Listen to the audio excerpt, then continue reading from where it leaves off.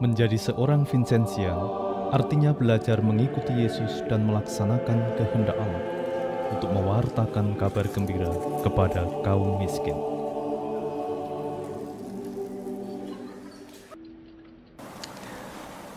Selamat jumpa kembali dalam Jalan Vincentian. Kita semua yang mau mengikuti Yesus sebagaimana Santo Vincentius telah mengikutinya. Apa sebetulnya yang paling mendasar dari hidup Tuhan Yesus? Yaitu melaksanakan kehendak Allah Bapanya. Karena itu, berdasarkan itu Vincentius dengan tegas mengatakan melaksanakan kehendak Allah di mana saja dan kapan saja adalah sarana yang paling tepat dan cepat untuk mencapai kesempurnaan atau kekudusan Kristiani.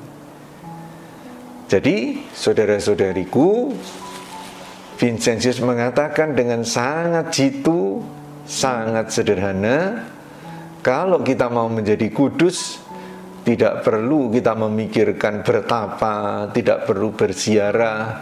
Ya oke lah, itu boleh saja.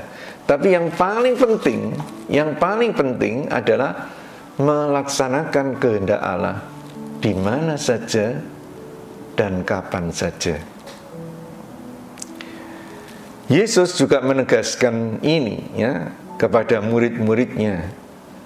Makananku ialah melakukan kehendak Dia yang mengutus aku dan menyelesaikan pekerjaannya.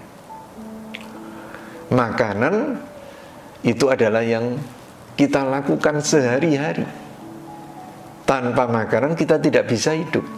Dan Yesus mengatakan makanannya yang menghidupi Dia adalah melakukan kehendak Dia yang mengutus aku, yaitu Bapanya, dan menyelesaikan pekerjaannya. Karena itu mengikuti Kristus sederhana. Kita juga pertama-tama harus makan sabda Allah, terutama untuk memahami kehendaknya, memahami misinya bagi saya, termasuk misinya bagi saya hari ini.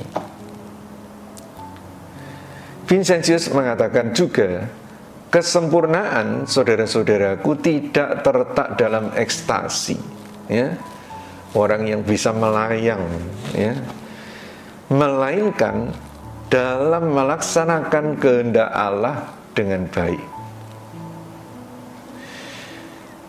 Karena itu, saudara-saudariku, jelas sekali kita harus membangun kebiasaan.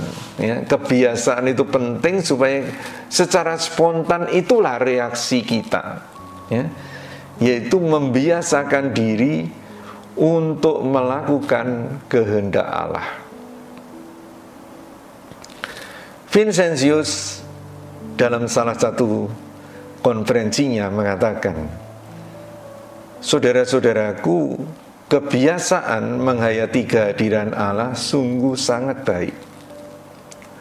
Tetapi saya merasa bahwa membiasakan diri melakukan kehendak Allah dalam segala tindakan itu lebih baik lagi. Karena kebiasaan yang terakhir ini, melaksanakan kehendak Allah di mana saja dan kapan saja, merangkum juga yang satunya.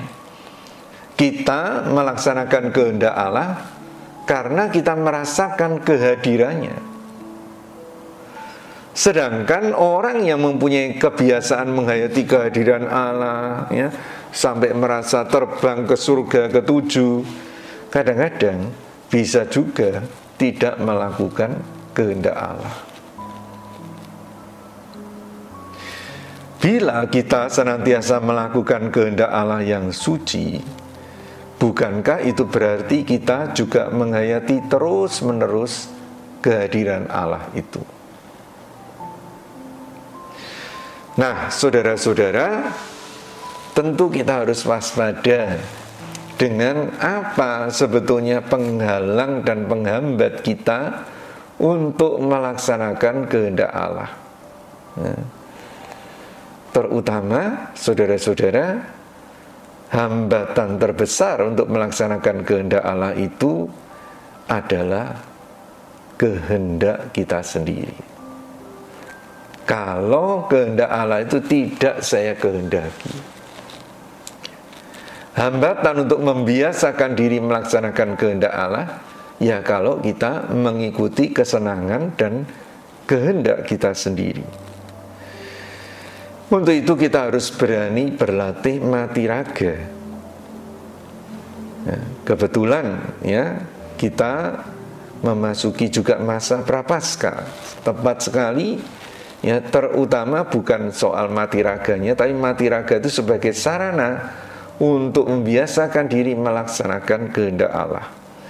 Ya, jadi jelasnya kita mati raga misalnya dengan menghemat uang kita ya, tapi kemudian di akhir masa prapaskah untuk kita pesta sendiri, ya itu pasti bukan kehendak Allah ya. Jadi bukan mati raganya, tapi tujuannya apa? Tujuannya yaitu melaksanakan kehendak Allah ya. Kita tidak nonton ya film atau sinetron yang kita sukai, tapi lalu kita isi apa? Ya. Misalnya ya kita isi juga malah dengan melamunkan hal-hal yang ya tidak berguna. Nah itu pasti bukan dikehendaki oleh Allah ya. Jadi mati raga itu yang penting tujuannya, dan tujuan yang paling utama supaya kita siap untuk melaksanakan kehendak Allah. Karena penghalang utama itu kehendak kita ya, maka Yesus pernah dengan keras menegur Petrus yang dengan ya sepertinya keluar dari cintanya kepada Yesus, tidak menginginkan Yesus untuk menderita sengsara. Tapi Yesus menegur Petrus dengan keras. Enyahlah iblis ya, sebab engkau bukan memikirkan apa yang dipikirkan Allah, melainkan apa yang dipikirkan manusia. Seringkali saudara-saudara kita mendahulukan apa yang dipikirkan manusia, apa yang ada pada pikiran kita, dan kita itu seringkali mencari enak. Karena itu maka kehendak Allah itu sepertinya ya sulit ya untuk masuk dalam pikiran kita, apalagi kita hayati. Seringkali juga pikiran kita mengenai orang lain ya menghambat kita untuk mengasihinya, karena kita tidak membiarkan pikiran Allah memasuki pikiran kita, perasaan Allah memasuki perasaan kita. Maka sekali lagi kita harus berani menyangkal pikiran kita sendiri, dan pertama-tama mendahulukan pikiran Tuhan. Yesus juga menegaskan lagi, setiap orang yang mau mengikuti aku, ia harus menyangkal dirinya, menyangkal kehendaknya, memikul salibnya, tanggung jawabnya, dan mengikuti aku. Saudara, ingin menjadi kudus,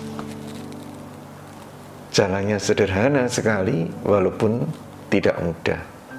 Melakukan kehendak Allah di mana saja dan kapan saja. Mari kita usaha untuk menghayati ini, ajaran yang sangat sederhana yang diajarkan oleh Tuhan Yesus dan Vincentius sendiri, bukan hanya dengan kata-kata, tapi juga terutama dengan hidupnya. Karena itu, mari kita bukan hanya menyadari, mari kita menghayatinya. Semakin kita berusaha menghayati melaksanakan kehendak Allah, semakin hal itu menjadi lebih lancar, lebih mudah kita lakukan. Pada awalnya mungkin berat, tetapi pelan-pelan kita akan dibawa kepada kekudusan, yaitu melaksanakan kehendak Allah di mana saja dan kapan saja.